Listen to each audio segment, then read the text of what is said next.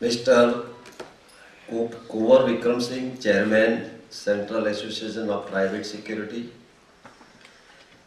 Mr. Atul Bhatnagar, Chief Operating Officer, National Skill Development Corporation. Maharaja Bhanu Prakash Singh, distinguished guest, ladies and gentlemen, press.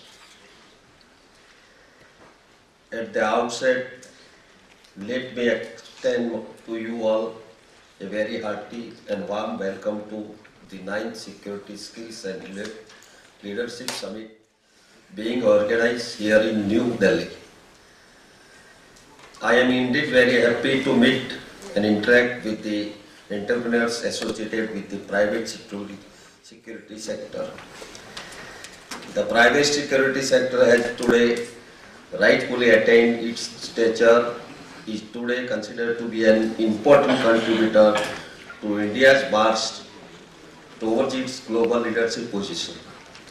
It comprises of those who provide security for the people and property under contract arrangement for profit. The nationwide development and growth can be best served in terms of security when the private security sector is effectively regulated and be made fully accountable.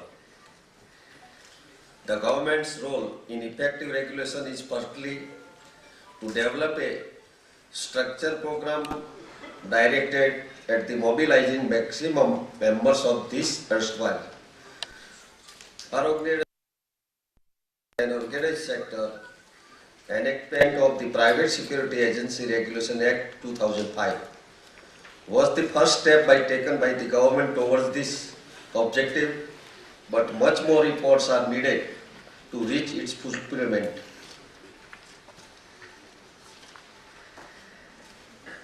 The private security agencies are a critical component of the wider security scenario. The state security sector is fundamentally concerned with two things. First, the development of institutions capable of providing security to state citizens in a manner consistent with the human rights and the rule of law.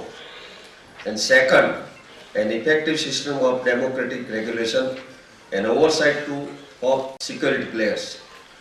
To ensure this objective with the constrained resources at its command, the state is gradually existing non-core security function, but has yet to gain confidence in the service delivery quality of the private sector for effecting workable partnerships.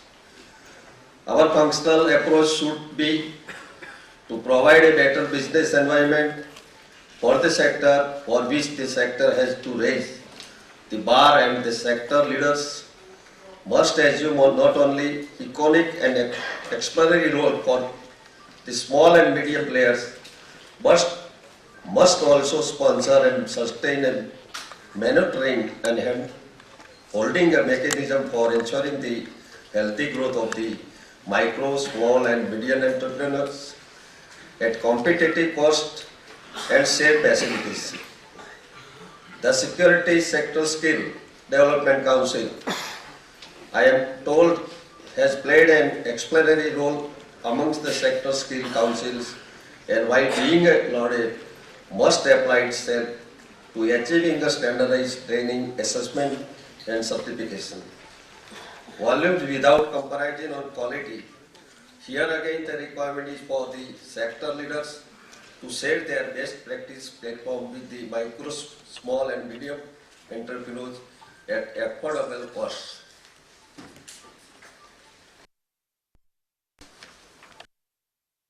It was a privilege for me to address such an august gathering with these words.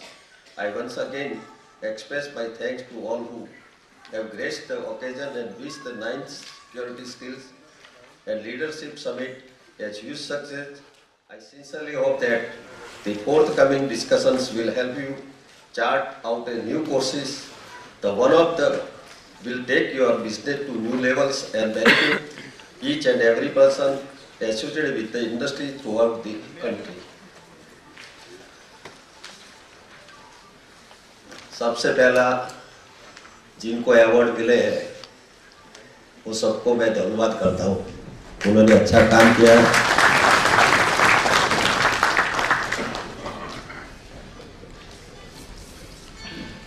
Vikram Singh ने कई बातें बताई है, वो बात आपका जब भी कोई प्रश्न है तो आप पर्सनली मेरे को मिलना, आपका जो भी प्रश्न होगा उकेल लाने के लिए मैं तत्पर रहूंगा। आप आपका ही आदमी समझो मेरे को, तो पूरा देश की इंटरनल सिक्योरिटी का जवाबदारी मेरे ऊपर है, तो आप लोग साथ और सहकार देंगे तो देश में अच्छा वातावरण बनेगा। बेसिकली मैं बॉम्बे से हूँ और डायमंड से जुड़ा हुआ हूँ, मैं पत्थर को भी पहचान सकता हूँ तो आदमी को भी मैं बचाऊंगा। यस्टरडे पुतिन के साथ दुनिया के 80 देशों के लोग थे। कल वर्ल्ड डायमंड कॉन्फ्रेंस थी मेरी, कल सुबह में थी, तो पूरे 40 देश के डायमंड ट्रेडर आए थे।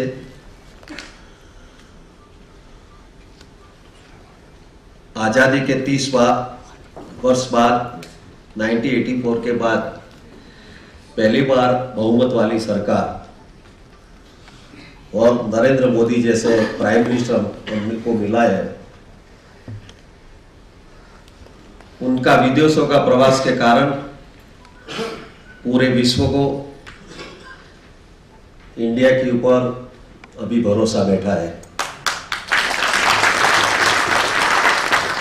कल मैं सोवियत रशिया के लोगों के साथ बात किया, साउथ अफ्रीका के लोगों के साथ बात किया, जापान, यूरोप, अमेरिका से बात किया। वो मेरे को रिक्वेस्ट करते थे कि सर हमको एक फोटो निकालने दो प्राइम मिनिस्टर के साथ। और छोटे लोग नहीं थे वो, कई मिनिस्टर थे। जब पीएम साहब आए और पुतिन साहब ने मोदी साहब के शब्दों पर, क्योंकि हमारा इंडस्ट्री डायमंड इंडस्ट्री 70,000 करोड़ का एक्सपोर्ट है हमारा, 70,000 करोड़, 40 लाख लोग को रोजगारी मिलता है। हमको रफ डायमंड यूरोप से लाना पड़ते थे और उधर एक कंपनी की मोनोपोली थी, डायमंड ट्रेडिंग कंपनी डीटीसी, वो उनके भाव से हमको माल देती थी। नरेंद्र भाई ने सोवियत रशिया से बात की, सोवियत रशिया का प्रेसिडेंट ने कल 20 एग्रीमेंट किए हैं और उनकी माइंड से बीच में कोई नहीं आएगा। पहला माल जो हमारा गुड्स था वो अफ्रीका से यूरोप में लंदन जाएगा, लंदन से एंट्रप आता था, एंट्रप से बॉम्बे, बॉम्बे से देहात तक जाता था। कल हमने एग्रीमेंट ऐसा किया है कि बीच में से सब निकाल दिया, यूरोप निकल गया, एंट्रप निकल गया, सीधा सोवियत माइन से डायरेक्ट मुंबई माल आएगा। $20 बिलियन का बिजनेस होगा और लोगों को रोजगारी मिलेगा। मोदी साहब का नेतृत्व में हम सब लोग काम करते हैं। मैं एक किसान का बेटा हूं, एक गांव से आया हूं। एक गांव वालों को क्या तकलीफ होती है ना, किलोमीटर दूर है गुजरात में, उनके साथ 22 साल से मैं काम करता हूँ। मास्टर डिग्री बॉम्बे यूनिवर्सिटी की है और मुंबई में मैं डायमंड का बिजनेस करता हूँ। कुंवर साहब ने जो बात बताई कि हमको बहुत तकलीफ पड़ता है, कोई दारू पीता है तो लाइसेंस रद्द हो जाता है, हमारे को प्याज की कीमत बढ़ जाती है तो हमको घर को ही जाना पड़ता है।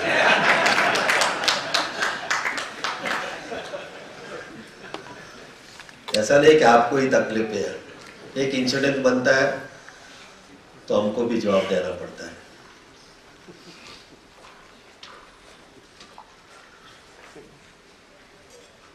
दूध में से दही कब बनता है मालूम है?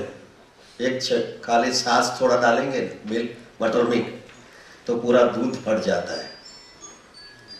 ऐसा अपना कंपनी में कोई एक दो आदमी से पूरा कंपनी का नाम खराब होता है, इसके ऊपर हमको ध्यान देना ही पड़ेगा।